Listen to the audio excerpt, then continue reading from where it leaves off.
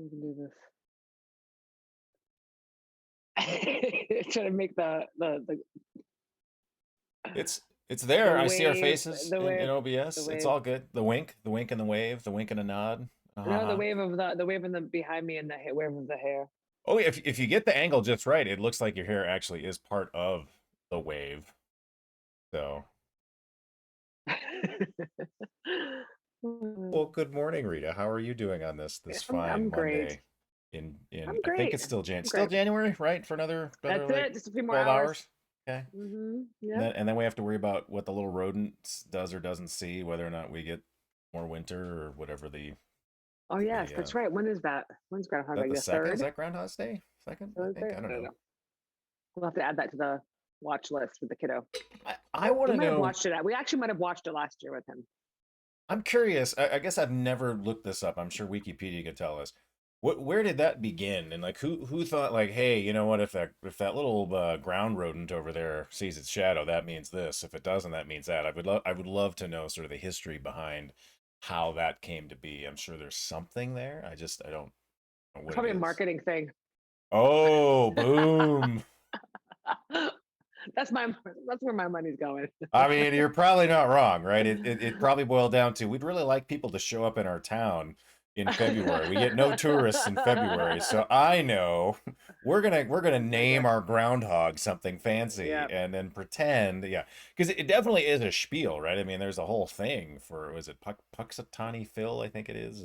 that's it. I Yeah. didn't want to try saying it. I'm like, dare I say it? I'm like, no, because if I try and say it right now, this is when I will totally stutter over my words and sound like I've been drinking, We'll fix it. We'll something in fix my it in tea. post. We'll fix it in post. It's fine. It's fine. Well, anyway, so Rita, how you doing? And I'll start where I always start with this wonderful adventure of a Mhm. live stream I Love have it. here. How did you get into this strange world of technology? I know Oh you've God. been doing this for a while, and I'm always curious to see how people end up in hmm this technology space. So what brought you into this weird world of ours? Luck and also I think like I had somebody once say to me, some people fall into this at the time being public relations. Some people fall into it, some people can't help it. You kind of can't help it. This is exactly what you should be doing. So in that regard, in terms of like chosen career in communications and marketing, it was kind of like, yeah, that's where you should be. And technology sort of by accident, I was like, okay, well, I guess I'll check out public relations and I'll apply for this agency in New York City. I was living in Rhode Island at the time, interning for no pay. And then, yeah, no pay. And then ended up in New York City as the lowest on the rung. And they put me on the technology practice and the technology practice as opposed to consumer. And I was like, I want to do consumer. Consumer's so much fun, like that's fun stuff. But I luckily ended up in tech. And I say that and I mean it. It's not just because of the opportunity. I think just intellectually, I really enjoy it. So, and it takes advantage of my inherent skills apparently, and my personality, basically my strengths. Whatever, bringing people together, communicating, having a good time.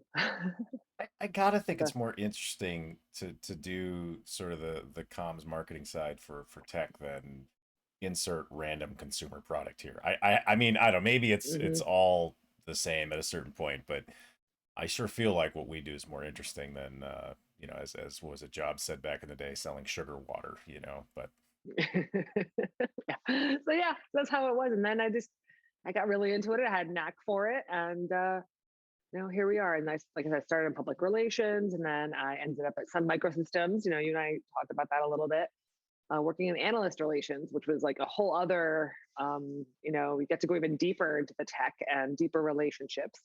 Again, one of my favorite things, people, bringing people together, listening to people talk, learn from each other. I do, like inherently, even like in my community, I like bringing people with similar interests together and watching them learn from each other.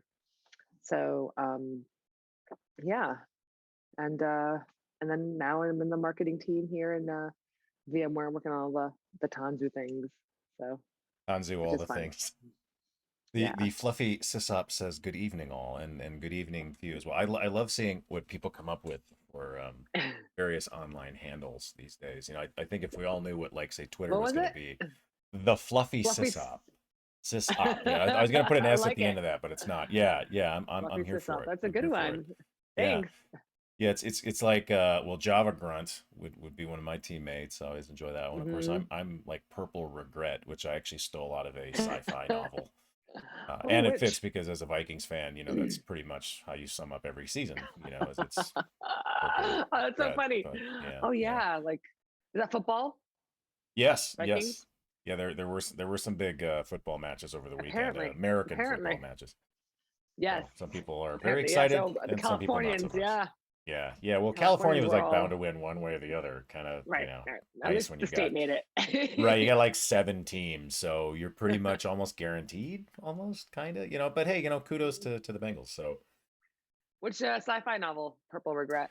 oh, good lord. See, I'm so knee deep in Expanse that I'm forgetful of what I was reading eons before that. I'd have to Oh, look that one up, but it's the Culture series, I believe, got if I it. remember Hmm. right, and that has a very interesting twist in it. But that's all about these. Well, the Purple Regret part comes from these sort of sentient, like drone robot like things. They're all Hmm. AI, and the way they sort of express emotion is through color.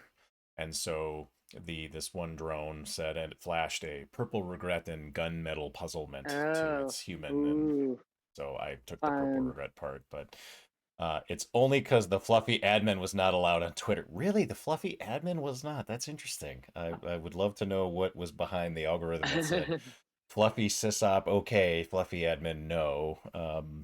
Was it Huh, taken? interesting. Maybe that would make more sense than something in there being disallowed. But then again, who knows, right? I don't pretend to understand how some of those Hmm. algorithms are written. But so what was it like being at Sun back in the day? Because I mean, I had friends that worked there when things were like a rocket ship. And I was just talking to my grad students this weekend about you, and you remember when like Sun was $1 billion Yeah, I company and was we all had to post buy their that. stuff. I ended up there post that. So Yeah. I ended up there by the time Jonathan Schwartz was CEO. Oh, So, okay. gosh, what was that? Early 2000s. Yeah, sounds about right. And they were really trying to get the software business going. And so I worked on analyst relations for that business. And Sure. it was super fun. I mean, there was definitely some exciting things happening. So definitely got to meet James Gosling. I have my Duke. I have a And my plushie other back over my various shoulder. son, yeah, Solaris swag as well. Nice. Yeah, I worked very closely with one of your previous guests with Charlotte. So Mhm. yeah, it was a good time. I'm so glad I got there, and yeah, the reputation it had, I was kind of like, whoa, it's not like it was definitely a little starstruck. I'm feeling Yeah. really proud of working there. So yeah, and then ended up at Oracle for a few years, and then Pivotal. Now here we are. So now I've been acquired twice. I wonder if that's like I wonder if there's people like I wonder if that's a like a notch. People can count how many times they've been acquired. Like if people can track their. I'm I'm sure curious. there Yeah. is. Yeah, I'm sure some people do keep score that way, right? I've been I mean, how does acquired it this happen? many times. And it happens so many times in technology, right? I mean, this Right. is kind of cyclical, right? So I don't know. How about you? Have you been acquired before? Uh I guess technically, although I was at an enterprise at the time, you know, a Mm-hmm. normal company, not a Not tech. technology company, and it was one of those mergers or but then it ended up becoming an acquisition, even Right, though right. we were the ones that I think, if I remember right, initiated it. We Got it. somehow didn't come out on top in the Mm, merger. That was interesting. I'm not a big fan of the politics that go behind merger, but yeah. Yep. you know, it, So. it I'm well below the level of having to get too involved in most of those things. I'm at that level of, hey, you got to make these two things fit together now. Go make it fit together. Make us look like one company by April, because that's when we have to be one company to the market. So, Yeah, yeah. you know, Here's Hmm. 30-year-old technology, make it work. Yeah, exactly. Oh Oh, yeah, I bet that's a fun. huge. I'm sure that's a huge. Not to get too like talking too much shop, but yeah, like all when we hear about modernization of multi-cloud, right? Like those are always use cases that come up. You Yes, know, yes. I M&A know impact on that. friend of mine that happened to her. The company got acquired, and she's like, we took a time warp backwards. Like, yep, that happens. That happens. Not Yeah. fun. Rather than so, were they able when they joined? Like, were they able to say, "Hey, we gotta get you guys, we gotta get this ship a little more modernized," or did they have to? It's What still did they hopefully modernize? Like, did they become inspiration for the rest of the company, or were they kind of like relegated to like, yeah, you guys can well, do it's your it's thing over pretty here? early, but my suspicion is that it's going to be LOL, we don't care. We're doing just fine, thank you.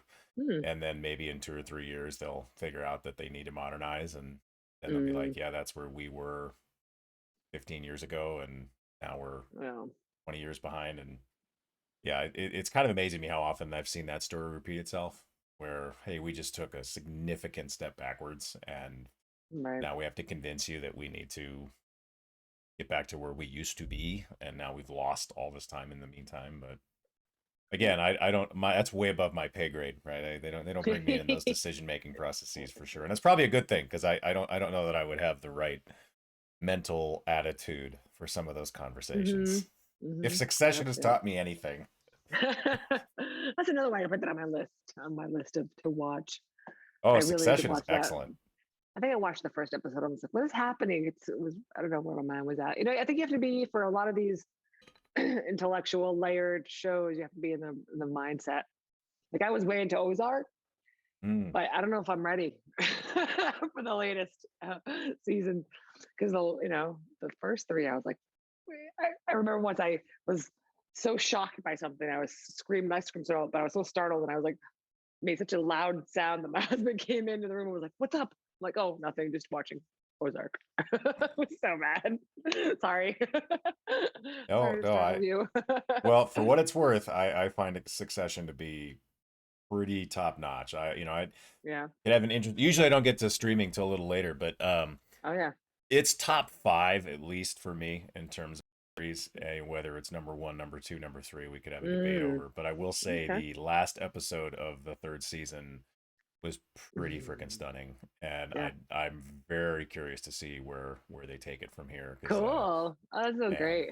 yeah, I'm always amazed by that people are able to come up with those kinds of arcs and Hmm. plot twists, and yeah, Me, I'm so fascinated by the creative process and specifically for writing for television.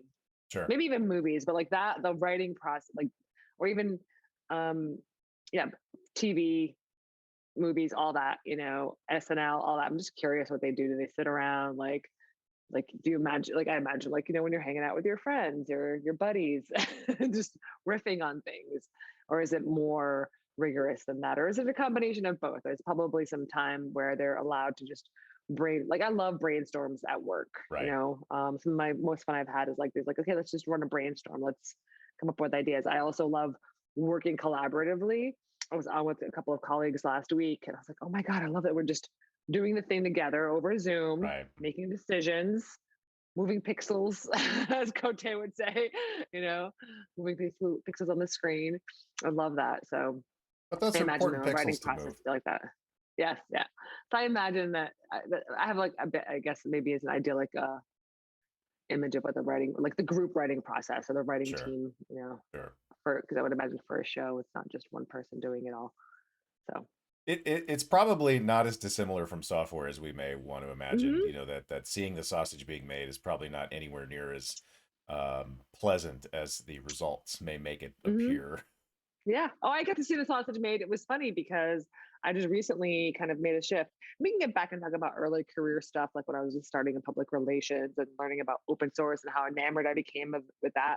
But so wait, what were we saying? Oh yeah, yeah, the software, the sausage making. I recently shifted roles and was deeply involved with all the marketing around Tanzu application platform, right? Mhm. New product for us, and just seeing the being way more closer to the product management aspect and working more closely with the PM team and seeing how all that played out. I was like, all right.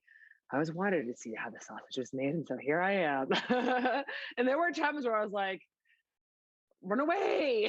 And there were times where Mhm. I'm like, oh, this is so awesome. There's definitely, up and down with the knowing those things. Right. It's like music. I don't want to know how music works. It does. Oh, yeah. No, I know it's math. It's just like I don't know how it works. It's just magic.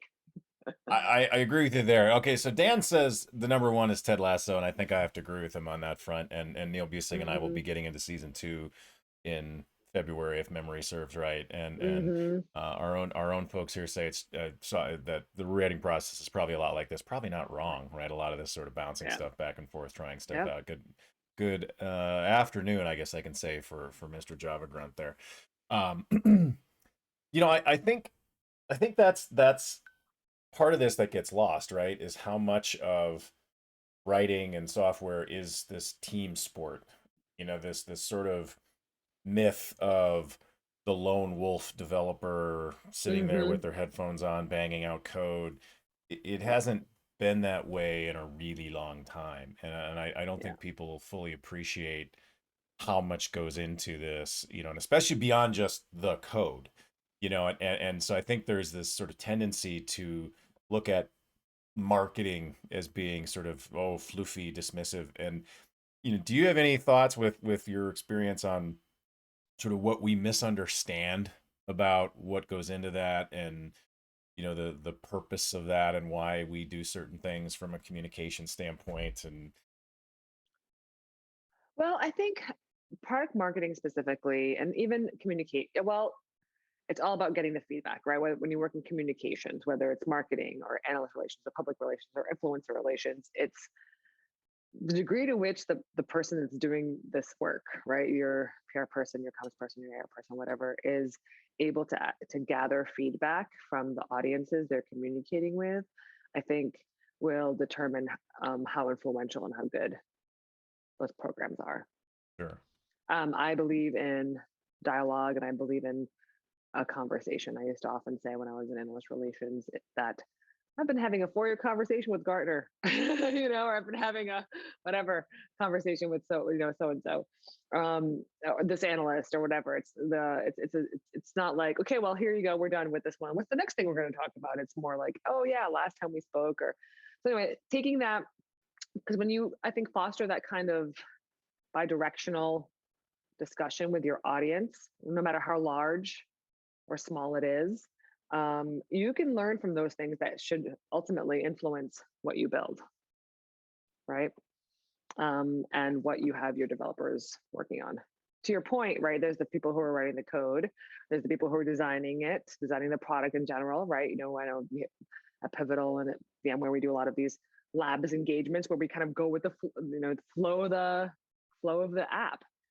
Here's somebody sitting at their computer. They want to get a permit for a whitewater rafting trip. Right. That whole process. I mean, I was doing that recently, as we talked about earlier today, and I can't help but think about all the systems in the back end for that, right? So, Right. so when you're sitting there building the product, you're kind of going through that process. And so there's designers, there's UI, there's the people on the back end, there's the how do you communicate changes and all these things. So anyway, but knowing what to build is, that's why I think you need the communications function and the marketing functions and stuff.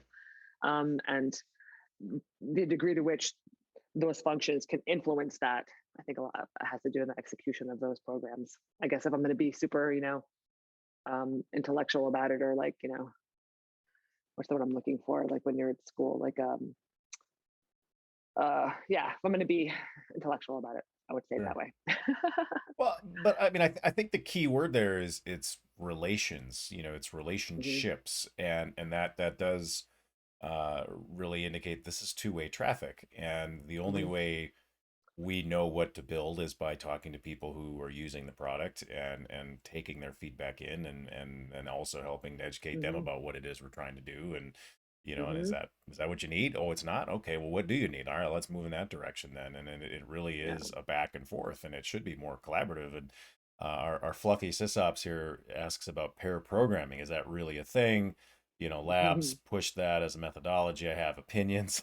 I don't know. I'm curious to see what you think there. Although I agree with Java Grunt, I'm a big fan of pairing. I mean, to give you a couple examples, on Friday I was pairing with Josh on our landing page for Spring One Tour, and that was work Hmm. that I had paired on with Layla a couple weeks ago, and then I Hmm. had I guess we can't call it pairing when it's half the team, but it is a collaborative process, however you want to define that. And I'm very much a fan of doing Yeah. that. And again, I think it gets into that relationship part of this, the people part of this, Hmm. that I find far more fascinating than, well, here's the latest API.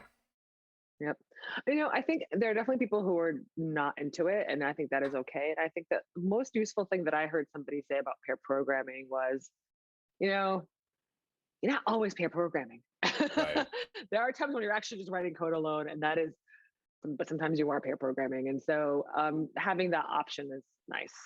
And I think that was framed under the context of like, hey, myths of pair programming. You're always pair programming. It's not like that all the time. So I think, and I think it's great. I think some people prefer the pair model. Some people prefer to do it solo and come back. But I think as long as there is some communication somewhere, and also peer review, I think is important. Right. So, but yeah, that's the thing. I mean, I'm pro because I'm a big E extrovert. So, you know, and again, I love that as we were talking earlier. If you're going to talk about pairing, and I use it now in non, app dev concept. Let's pair on this. Let's pair on this piece that we're working on together on this problem. So, am I a okay with that? Well, it's funny because we do that in other parts of our lives, but we don't call it that. Mm, yeah. So for instance, my wife and I are doing a cycling training program together right now. It's the doldrums of winter, which unfortunately means it's in the on the trainer in the basement, which is not the funnest way to Mm, spend a few hours on the bike, but it's better than going out and freezing when it's super mhm. cold and icy here in the Midwest. But I would argue, are we pair working out? And it's certainly, I mean, I'll be honest with you, the ride we had on Saturday, there were points where I would have just stopped. Like if it had just been me myself, I've been like, yeah, that's good. I got 2 hours in, that's plenty.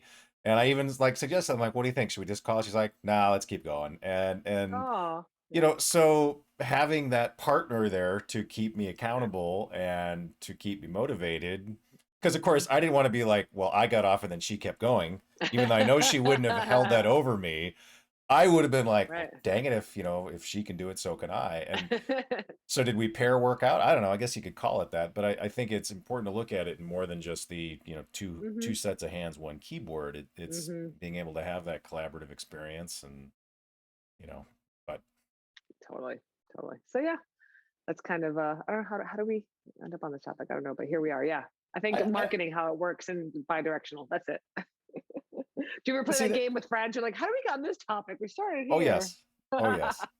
No, I have attempted to reverse engineer sort of how my brain works, and I'm long since given up on that. There's just no way. How'd we end up here? Who knows? It's a mystery. Anything's possible, and that's half the fun of this to me, is being able to go back and forth. So, Yep. all right. So our fluffy Same. sysup says pairing has its place. Yep, agreed, and absolutely. So sometimes underestimated how intense it can be. I'd say it's almost always underestimated how intense it actually can be. A few hours at a time, and need times to process things. Sometimes get indoctrinated, all or nothing. If at least one person who burned out. Absolutely. So I mean, I would argue there that what we should be doing in any of these environments is adapting and doing Yep. what's right for that team and that group of Yes. individuals, and that may change over time.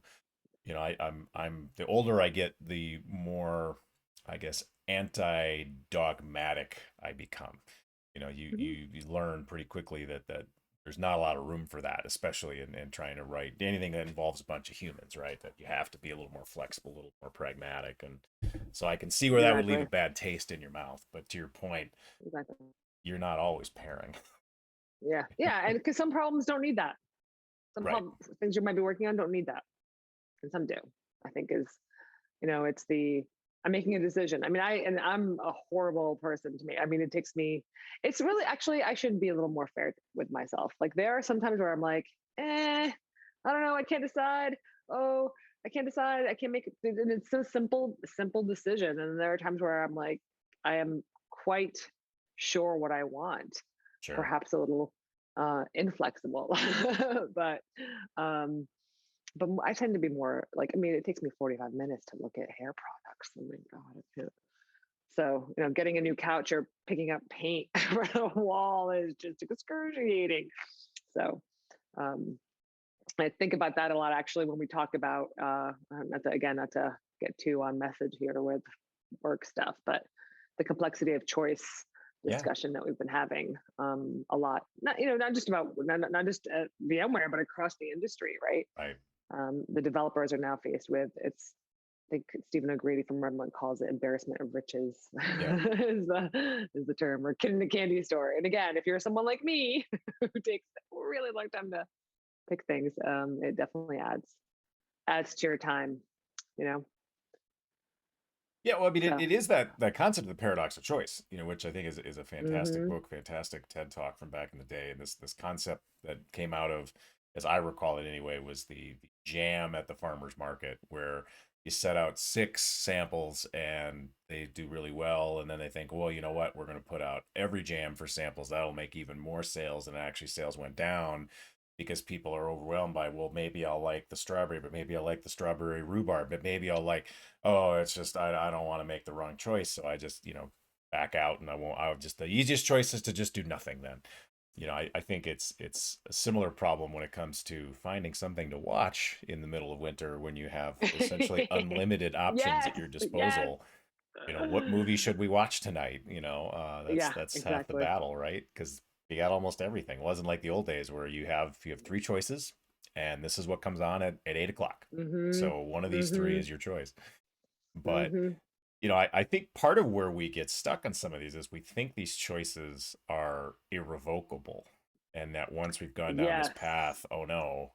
And there's some truth to that in some scenarios, but in almost every decision can be reversed. It may just cost a lot. Yeah, I read a short article about this, or maybe it was an interview on, there's a podcast called The Knowledge Project that I really enjoy. It's this, the Farnham Street, which is, I think, a Canadian think tank, is the only way I can describe it. But talking about this kind of choice, it's not choice permanence, but it's like, okay, how like, how quickly can you change this? Like, how Right. impactful is this? How much of a pain or how much damage will be done if you have to change your mind later on? Right. So, yeah, so when you apply that to decision making, like, again, for me, what I came to with hair products, it's like, well, it's $6. Yeah. I'll be, Yeah. I'll be out $6. I mean, yes, and there's the part of it that's like, but all the waste, the package wasting and the materials wasting, and there's that part that comes down on me. That's like, Right. I'll give it to somebody who'll use it, hopefully. Right. So yeah, Some sometimes of my that brain I can feel be. like is almost how we were brought up, though. That sort of eat everything on your plate kind of an approach. And it takes some time. And I mean, it takes a certain amount of, I guess, financial freedom too, to be able to say, like, yeah, it's okay. If that's not the right option, I'll Yeah, just get something yeah, new. And it's taken me a long time to realize, okay, I don't really need to pack this thing. If I yeah. really need it, I can just buy it when I get there, Mhm. and yeah, but it's like, yeah, I know, but this is ultimately the right way to go. And so, Yep. Deshaun, is this the right way to choose a cloud metaphor? No, I'm not that bright. I don't think I can come up with a metaphor for that one. That one doesn't feel That a like something I want to get challenge? too close to. Yeah, a challenge, how to pick, which cloud provider. I mean, I guess I kind of make my grad students do that, sort of, make them play with all three and then tell me which one you like best and why. But yeah, that's a very different story. I don't even want to get into how you choose that for a corporation. That's a whole other can of worms, as they say. But uh, Services. So yeah. So yeah. oh, But so yeah, back to, go ahead. What you got? well, You get to Deshaun see all wants to know when the we're going to turn this into a commentary. podcast, and you're not wrong. It is on my list of things to do. In theory, it wouldn't be overly difficult to pull the audio out of these and distribute it. And we Right. probably will at some point just completely redo it. Although That's Kote awesome. tells me I also need to have a like an intro to go along with that, which means I'd have to remember what we talked about in these episodes to be able to do Oh a gosh. decent intro. Right. So, I've done podcasts with Coach. They're super fun. oh I yes, they listen are. to my favorite podcasts. When I think about them, are the ones where they just start, right? Like here, like we just started here. I've been listening a lot to the Mark Maron Mm. podcast. I can't say the title on here. It's not safe for work, but he's great. He interviews actors and directors and musicians and artists and all sorts of artists. David Chang. I don't know if people are familiar with him. I'm a big food person, so I know who he is. He's a Momofuku. And well, actually, now he's on Netflix, right? Ugly Delicious. And he also has a show on Hulu. Anyway, so sorry, I'm not going to make this about Mark Maron's podcast, but I just like that style where they just Yeah. talk and riff and, kind of go off on tangents and come back to the points. So like what you're doing here, dude. It's what I'm trying. I'm nowhere near Yeah. that impressive though. So, it's You have Matt Damon on here. I can be the Matt Damon, right? I was watching the Matt Damon. I listening to the Matt Damon one, and there are a lot of. I'm from the East Coast, right? I grew up in New England, and so I drop a lot of f bombs. It gets commented on. But I was listening to the Matt Damon interview, and he was dropping a lot of f bombs, and I was like, oh, see, see, my people. I'm right, like, right. I think somebody made a comment like the F word is the of the East Coast. I was like, yeah, yeah. Checks So out, checks out. Can confirm. Yeah. anyway, Mark Maron style interview. I like it. It's fun. So Mark, so we just need to have more cursing. Is that some feedback for the show? I should incorporate more of that because God knows I definitely do like to drop my Yeah, f bombs there's here and definitely there. cursing. And well, that's good to know. So apparently BCAC is Deshaun's parents' favorite show on Twitch, which I feel like that's a bit of a backhanded compliment, Yeah. but it's probably Thanks. fine. Thanks, bud. Thanks for that. I mean, that's like saying it's my wife's favorite Twitch show, and I doubt Or she'd yeah, even agree with me on that. Although I don't know, she's floating around here somewhere. She's my QA agent on this to make sure my levels nice, are mostly accurate. But nice, nice. oh no, never mind. I take that back. She says she's not doing that anymore. Okay, I guess I've lost my QA agent, so it's fine. It's fine. We'll do it live, as they say. I have to say this. Speaking of the East Coast got a little bit of snow over the weekend, Yeah. and maybe you can give me some insight in this, having grown up there. I always feel like whenever there's snow on the East Coast, especially if it hits New York, it is the biggest news story of the winter. And then when Colorado or Minnesota or Utah or anywhere gets similar levels of snow, it's just like, well, there were some flurries in the Midwest somewhere. So I will tell you, I've been in California for so long. I have forgotten what it's like to live with snow and what that's like.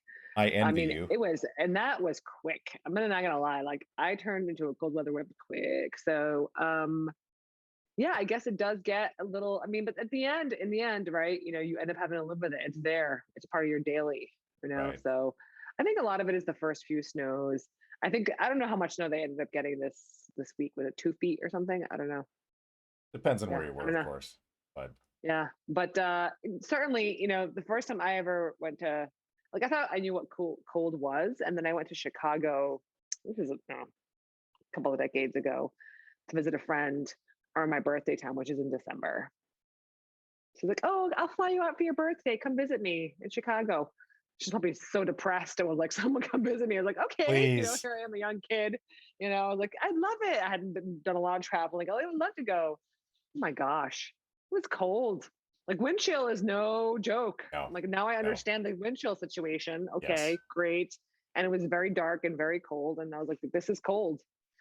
But yeah, it's amazing how I've forgotten the drama of the snowfalls when you're trying to live, right? Trying to get to work or school or Yeah. the grocery store or whatever, you know? Yeah, So because it factors into the equation pretty heavily. yeah, There's no getting yeah, around it. Yeah. yeah, exactly. It's just you have to manage with it. So I mean, I Chicago's don't know if I miss it or not. Mm, no, but see the beauty of where you live though is you can always drive to the snow if you really want to. yes. You can go visit Well, it. yes, and it becomes exactly you visit it, and it's for playing. We're gonna go up Yes. and play in the snow. It becomes a Yes. recreational thing, Mm-hmm. right? Mm-hmm. So it's completely the definition of of it, just Right. the framing of it, the context is completely Right. different. So, Well, but you were going to say something about Shana. well, it's like I've noticed that kids in the Midwest, at least, I can't speak for others, Mm-hmm. have a very different perception of cold and snow than adults do. And I think it's because Mm-hmm. for kids it is recreation. It's a snow day. It's let's go throw snowballs at each other. It's play. Whereas as an adult, okay, I have to go shovel this. I have to go drive on this. It's cold. I don't think kids feel cold the way adults do. I'm quite confident of that. At least I see that with my own kid, where it's like, you need to put on a coat today. He's like, why? It's 30 degrees. Like, you need a coat. That was worse when he had Yeah. to wait for the bus. You're like, you need to put a hat on. And it's like, it's Right. not that cold. I'm like, yes, it is. So I don't know. The kids these days. uh, Uh, anyway, so how long have you been in California? 22, 23 years. 23. That's crazy. It'll be I've 23 years this spring. there there are definitely days where I wonder why I live in Minnesota. I'm not gonna lie to you. Well, I still identify as an East Coaster. It's weird. I don't know Sure. why, but maybe it's because it's like I'm continue swearing like a sailor and be like, that's It's just because I'm fine. from an East Coaster. So people think I just got here. But yeah, so I moved to Silicon Valley in 1999. And I was like, ooh, I had heard about it. Like I was working in high tech public relations at the time, at a small Yep. firm in the East Coast, and I was like, oh my goodness, it's like the Hollywood of tech. And then we all know how that went. Right. Right. And it was funny because when I moved here in '99, there were all the people who had been here in San Francisco specifically for a long time, and oh, it's changed, and all these tech, blah blah blah, and that's now happened twice, right? Like there was another Right.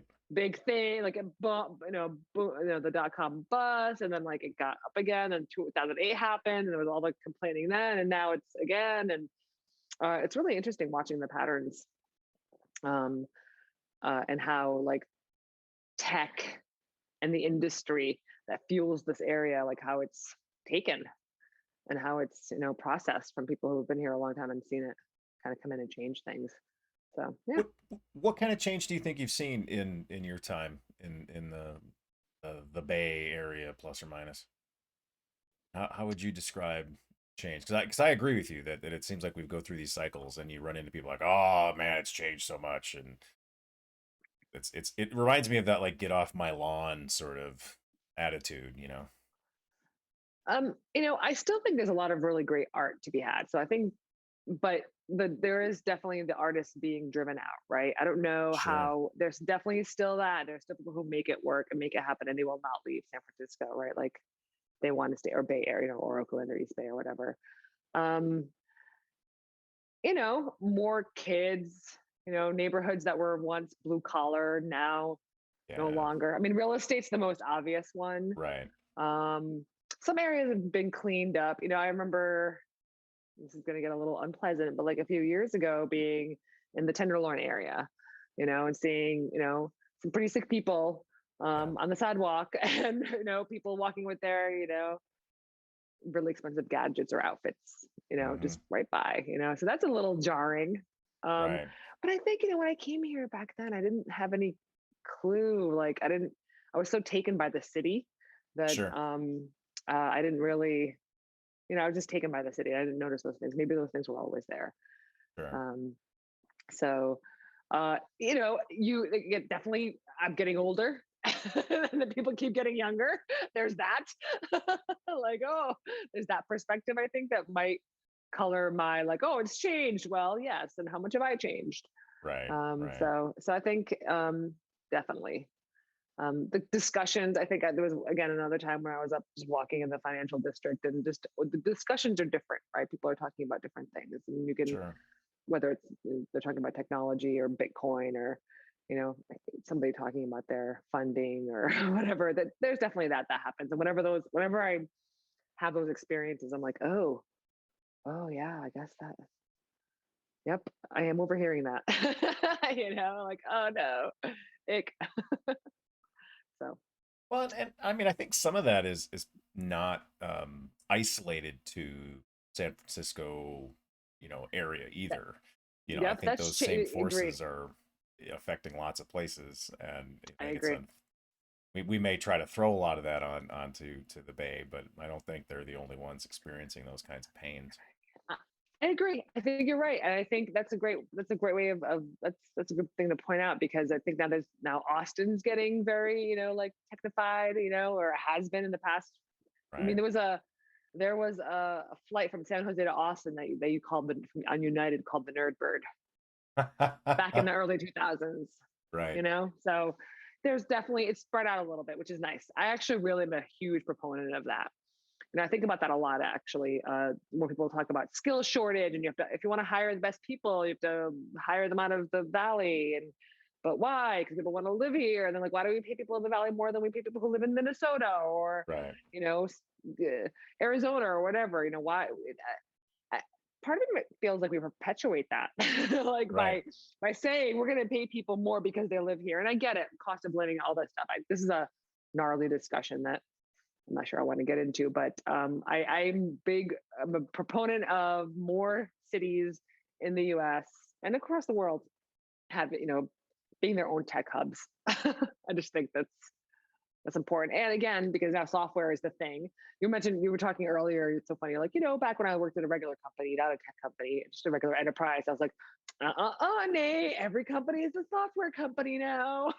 Oh, 100%. I mean, I've not hidden that at all. That's probably the biggest shift in my career, honestly, is to go from we are a cost center, we are a support, aspect to we are all technology companies. I mean, I know I've told this story before, but very first job out of school, the CIO gave us this presentation about the company, welcome new hires, blah, blah, blah. And he was very blunt about we are not a technology company. We are here as a cost center and here to support the business. And I remember thinking to myself, well, that's kind of funny because, our IT budget's awfully large and we employ an awful lot of IT people to not call ourselves a technology company. But I understood kind of what he was driving at.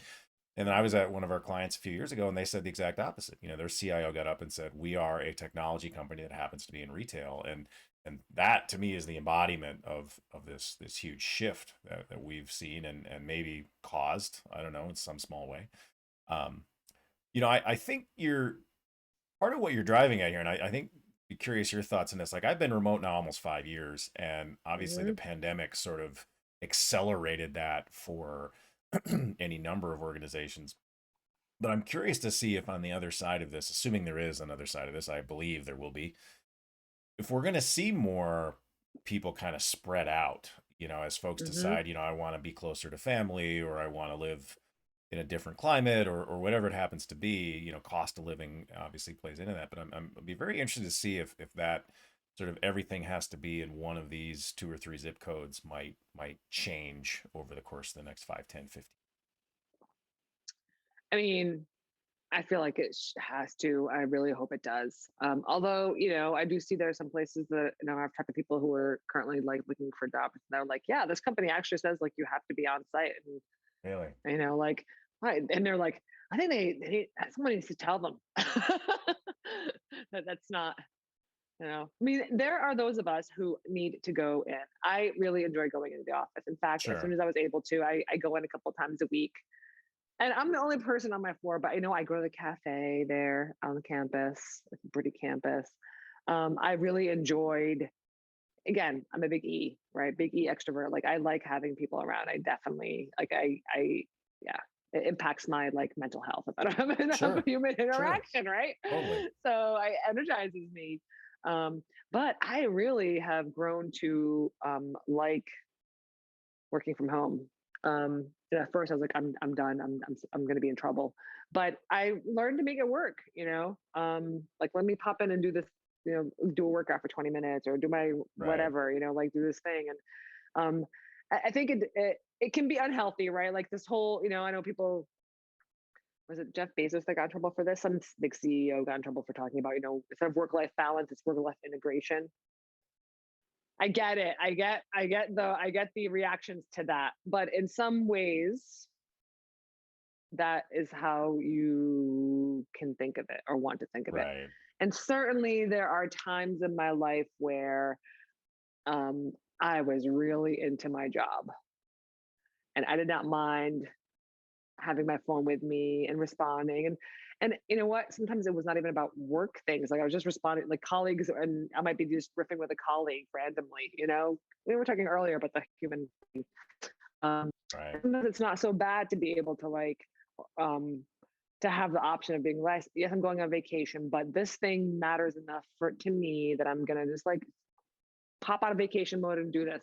Now, of course, the ability to turn that stuff on and off sometimes, is not healthy. Right. You got to be. I get it. Like sometimes we're like workcation is it just that's not gonna happen, right? Like or like integrating your work and life thing. Sometimes you have to. Yeah. Sometimes you have to. Sometimes you gotta integrate work and life, and sometimes you can be like, I'm done. I'm off. There are spans of times even within even within like the same job or the same company. That's how it is, and it's nice to have that flexibility. It's almost like a knob, like Yeah. how integrate, like high integration, low integration of work Right. and life. So yeah, I think yeah, I think that people want flexibility, and we've seen tons of tons of coverage and articles and news pieces and radio pieces about the people want flexibility of how, not just where, but how they work as well. Yeah. I think Back to that's back to pair programming, right? Like right. like Absolutely. Well, and I mean, I balance. think that's what we're going to see on the other side of this, and it's going to give people much more control over that, as opposed to, well, no, our core hours are this to this, and of course you're going to be in the office 5 days a week. And I think, to your point, there'll be some people who prefer to come in more often. I still kind of think it's never going to be Monday through Friday, you know 9 to 5 anymore. I think that ship has pretty much sailed, at least in spaces that Yep. that allow that. And I do think that's going to have some unexpected ripple out effects on Mhm. cities, on suburbs, on mass transit, Mhm. all these kinds of things that we haven't even begun to sort of scratch the surface of. And I, Correct. I think about, Mhm. I used to work downtown St. Paul, and there was a whole, economy built up around places to go for lunch, places to get your dry Mhm. cleaning, places to get your coffee, and that just doesn't Yeah. hardly exist right now. And I don't know Mhm. what the long-term effects of that Yep. really are, but Yep. I also want to say that we should recognize that how privileged we are that we can say things like, "Oh yes, I want flexibility in how and where I work." right. Like, oh, a little hate myself, a little self hatred there, but like we really are so lucky to be able to do that because not everybody No. has that privilege, as we've learned. Yeah. you Yeah. know, that's that's one thing about these past couple of years with this COVID thing and all sorts of things. 2020 was a year because it wasn't just the COVID, but like think of everything else that happened that year. Right. And then here, there's also tons of fires, right? But it kind of shone a light on how similar we are, but also Right. how people are experiencing this thing that we're all experiencing so differently. Yeah. Like in the end, Yeah. like when you get sick, it's like we all gonna get sick. We're all humans, but like some of us are having a different experience than others. So Right. anyway, but Right. back to the thing. Flexibility in how we work is going to be is very important. It's what people want, and you know, being an old timer, that's a novel notion. I think. Yes. I don't know if you feel that way too. The other thing I Yes. noticed too is, and I don't want to talking with some female colleagues about kids these days will not stand for um like they will not stand for a panel of all men. Right. you know or of a panel of all the same folks, right? They won't stand for it, and whereas some of us might have gotten used to it and just didn't think we could do anything about it. So I'm here for that. you know the kids really holding us to higher standards than we Yeah. held ourselves. So that's been pretty nice too to see Yeah, I agree. happening. Deshaun says we're blessed. I agree with that. And is 2020 over yet? I don't know. Yeah, I was really hopeful that 2022 is going to be 2022, not 2020, again. But then I I thought keep 21 was forgetting. going to be different. So I don't Yeah. know. But yeah, I believe it's 2022. Don't hold me to that. But it feels that I way. wouldn't know it. Like I keep thinking, like, how did it? What?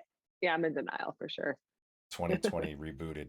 Yeah, no, please no. Please no. I think we tried rebooting it. That was one of the jokes in 2020. Has anyone tried rebooting the year to see if that would affect anything? But apparently not. So Yeah, I mean So, that's a good point though, that things have changed. And I think about some of the things that I sort of take for granted now that were not options at the beginning of my career. Beginning of my career, it's like, no, of course you'll be in the office. There really was no option for working remotely, even in mhm.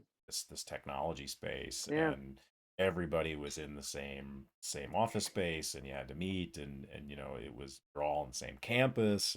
And then that started to break down when, well, we've got people in another state, or we've got people in another country. And then you start going, well, hang on, if we can do work that's 12 time zones away, can I work from home a couple days a week? No, we don't have that. We don't offer that. It's like, oh, Right. okay.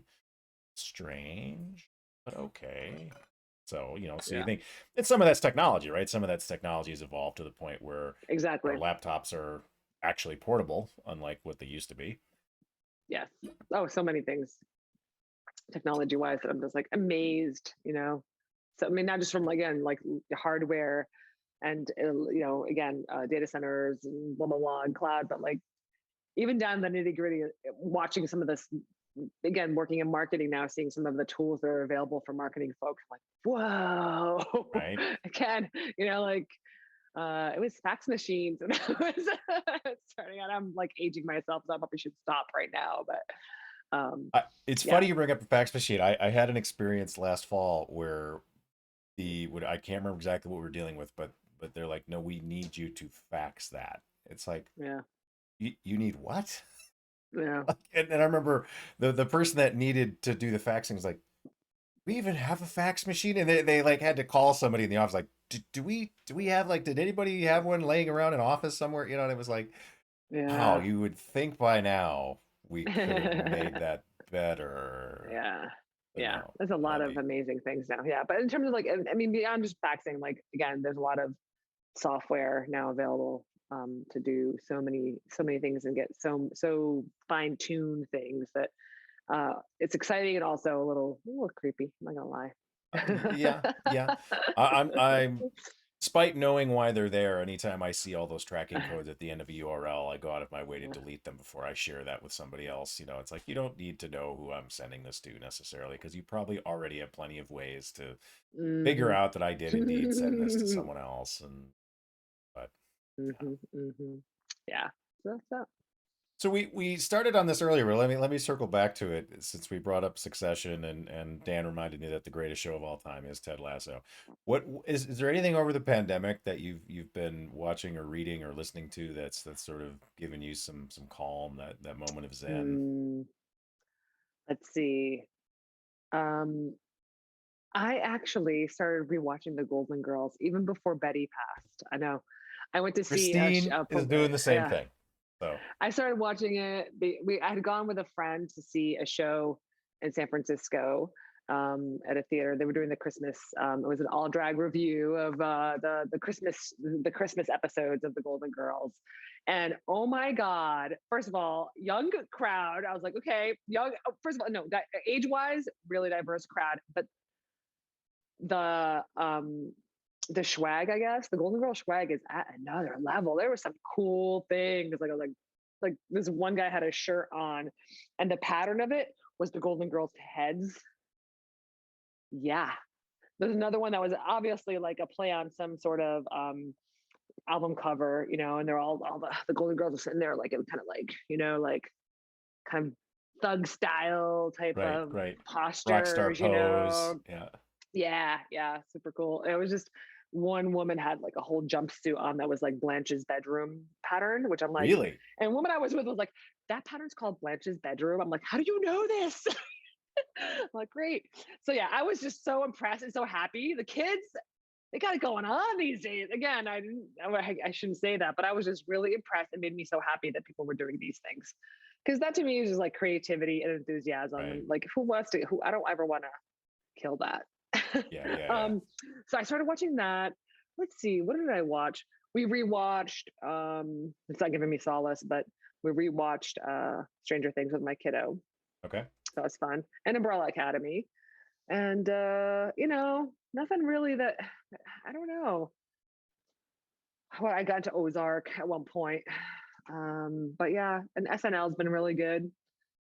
I've been trying to always watch that, and I watched all the stand up twice, everything twice probably, even worse. Like Yeah. the Jim Gaffigan stuff, I probably seen Oh, 5 to 6 times each one. yeah. Each one. We He has a new actually one, which we is saw good. him live in the Twin Cities in, I want to say it was Oh, October. Does that sound about right? So that's it was awesome. interesting to see how that works in the era of COVID. So Well, I think that that material must be on his new Netflix special. You I should watch it yes, and see if I it's the same one. believe It is. that's was being taped for that, Yeah. is my understanding. Yeah. So Yeah. So that was really good. But I like the lighthearted, the stuff. I mean, I can get into the dark, deep, like the Ozarks and the stuff. I've thought about going back and watching some episodes, which is probably a bad idea, of Black Mirror, oh, which I probably shouldn't. Like, I'm so glad that I watched that well before, because that was. But it's like there's watching episodes that Contagion stick with now. me. Yeah, I thought about watching that. Did not.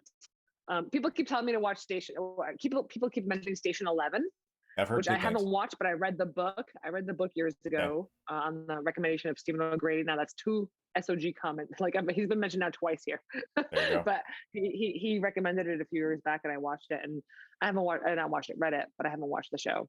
That was really good.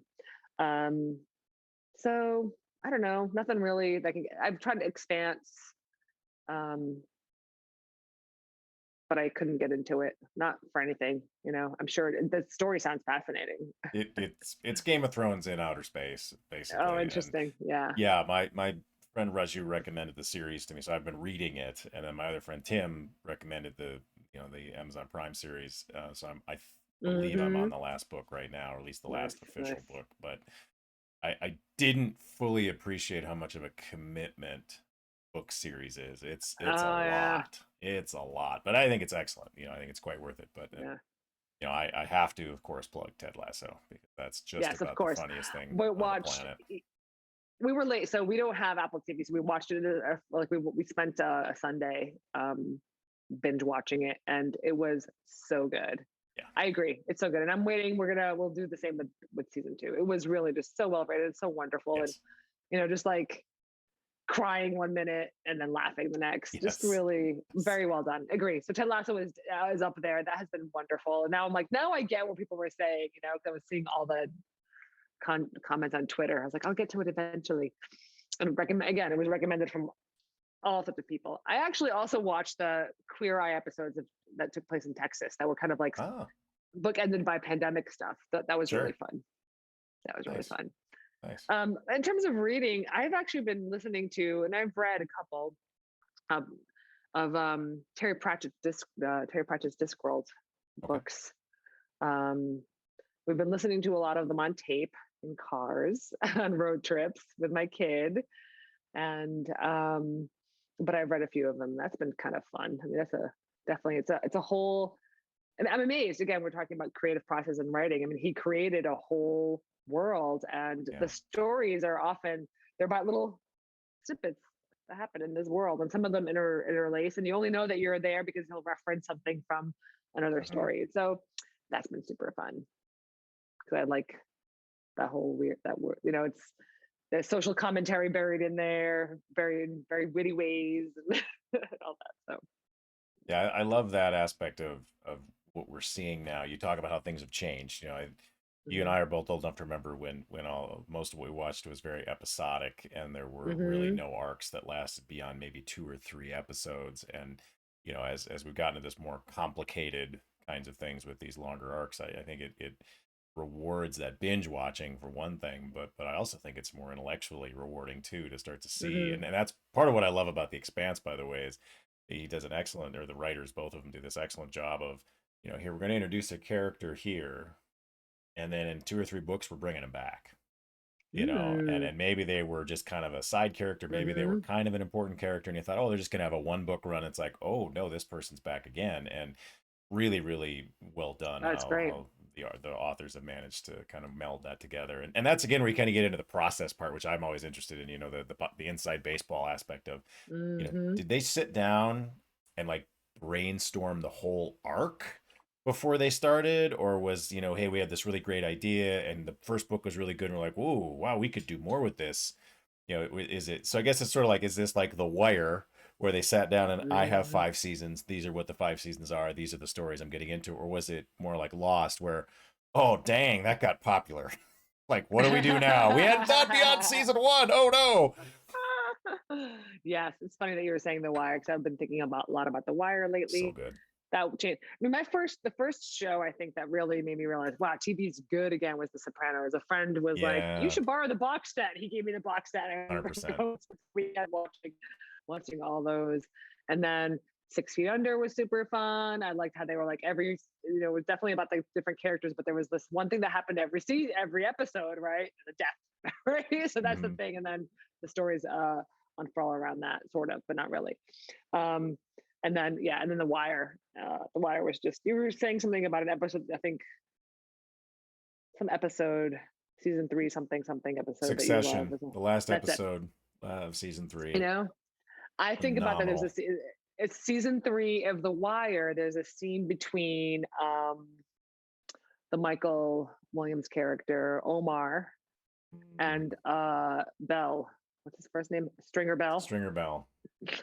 Idris Elba. Idris Alba. Mm.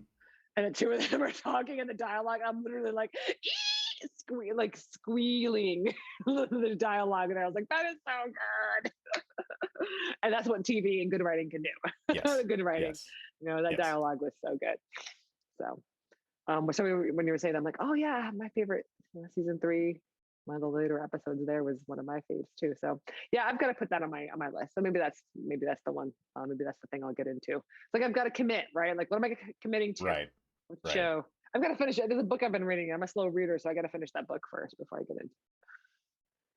So No, I'm with you on that, because there's a part of me that really wants to go back through and rewatch Sopranos from the beginning and do it in a compressed enough time that you start to see, again, those little throwaway lines that are brought back later, and mm-hmm. kind of really see the arcs. And I feel the same way about The Wire, that, and Breaking Bad for that matter, where, giving, I think some of these shows are just Yep. really do honor a rewatch, a re-binge, whatever you want to call it. And, Mm-hmm. that's pretty remarkable in my opinion. Mm-hmm. It's a good time to Yep. be And then alive. and then there's always the Golden Girls. And then there's the Golden Girls, right? See, Yeah, it's right. Like I think it's Dorothy, really. I want to be Dorothy. People talk about Sophia, but Dorothy with the one-liners. Oh my God. I Yeah. can't remember who Christine said she thinks Dorothy. she's Okay, my wife says she's gonna be Dorothy apparently when I pass away. Yeah. So oh, she's not gonna wait till I pass away. Yeah, I'm Never with you. mind. That's exactly. Dorothy's underrated, man. Like I Sure, don't sure. know. I really dig Dorothy. And it's funny, I saw a friend recently. I was telling her about my kind of reappreciation of Golden Girls, and she said, "Oh my God, I so wanted to dress like Dorothy." I'm like, "Cool." She's like, "I was in my 20s when I was thinking this," and I was like, "Oh, I love it." But I love that she Hmm. owned it. She's like, "Yeah, I was 20-year-old who wanted to dress like like B. Arthur." Nothing wrong with that. So good. Own it. Yeah, yeah, yeah. She's great. She's great. So anyway, yeah, that's it. But yeah, some reading recommendations would be great too. Actually, I've gotten into. I realized I do like the sci-fi fantasy at first. I mean, I've been doing a lot of trying to read Neil Gaiman's things, some of the Mm. short stories. We also listen Yep. to those on book a lot because Sure. he reads a lot of his own, and I can listen to him read a phone book. His Well, the accent, his Expanse cadence. is very good. Just be ready to commit. That's all. Yeah. It's a Okay. lot of material, but I think Yep. it's very much worth it. And I think I Cool. grudgingly have to thank Raju for recommending. I was Mm-hmm. sort of on that edge of, I don't know if I should thank him or curse him for putting me down that rabbit hole. But knowing that I'm almost done with it is both like gratifying, and also I'm a little sad Wow. too, because I'm like, well, I'm gonna miss these characters. I Aw, think that's another yeah. part of this, right? When you're like, you have some investment in their outcome, and yeah. Mm-hmm. Let me poke on one more thing before we wrap up. So I know Mm-hmm. you brought up food earlier. Is there any? Do you have any like comfort foods? Any really memorable eating experience? Anything you're like, boy, I can't wait to get back on an airplane and go visit this place because of this restaurant or this food truck? Spain, Barcelona, Barmut. It's a little tapas place in Barcelona that I go every time. Mm. when I'm there, and it's just delicious. I don't like they have yeah, and the seafood there is really really delicious. But this one place is where I like to usually go Okay. and have their. There's this dish. It's basically you know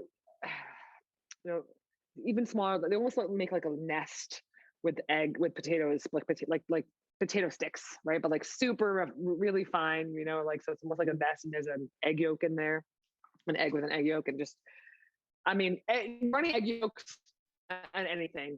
I'm that kind of gal. I love me some runny egg yolk. So runny egg yolk on that potato thing that they make is delicious. And then one year the dessert was a burnt milk Oh, creme brulee, and I was like, "What is this? Is this burnt milk?" They're like, "Yes." I'm like, "Oh," but like in a good way, right? That kind of right. there's something that's comforting and delicious about it. I don't know. And it was ice cream actually. They made it into ice cream, burnt milk ice Oh, cream. So good. Yeah, I know. I wow. know. Wow. So yeah, I'd go back and have those things. Those are definitely things that I'd like to try. Um, yeah. So yeah, that's probably it. Barcelona or Spain. And actually, I'd like to go to someplace other than Barcelona. Like I'd like to go to Spain. Sure, sure. Period. I mean, it's hard And to go wrong with Barcelona. There's no getting around that. That's yeah, one of I my like favorite walking cities. around. I feel good. Yeah, I feel good walking around Barcelona. Yeah, So. yeah, it's a cool city, no doubt about it. Well, Mhm. I mean, here's Mhm. hoping, like fingers crossed, maybe this year, Yeah, maybe. I mean, I'm maybe. hope springs eternal. Yep, yep. So anyway, that's it. If not, we're gonna be on the water. We'll be whitewater rafting, as I mentioned. There you go. There you go. So that'll be cool. Well, I know you have other things you have to do here this morning, and we've been going at it here. I Yeah, how appreciate so wonderful. much hanging out with you. This has been a lot of fun. Yeah, Thanks for thanks. joining me Thanks for here on having on me. the well, of course, I was delighted. like, what are we gonna talk about? I don't know. Like I'm not gonna lie, I was a little nervous, but excuse me, this turned out really well and it went by real quick. So See, thanks. see, I hope your next appointment equally goes by quickly, and afterwards you're like, Yeah. see, that was no big deal. Yeah, me too. Me too. We'll see how that goes. Thanks so much. Well, thank you, Rita. I appreciate it, and enjoy your time. And we're off for a couple weeks. We scheduling gods can worked against us here for part of February, but we'll be back with Jim Weber again, because he and I just didn't get very far. So hopefully he and I have a little more time to delve into the depths of Neo4j and other fun, interesting things. And I'm sure he'll bring up again the matter of all the back taxes that we owe his home country. So we'll see where that gets him. But pretty good idea. I've given him some pretty snarky replies whenever he brings up the small matter of back taxes. All right. We'll leave that for our next installment. But until then, thanks again. I appreciate your time. Yeah, thanks. Yeah, have a good week.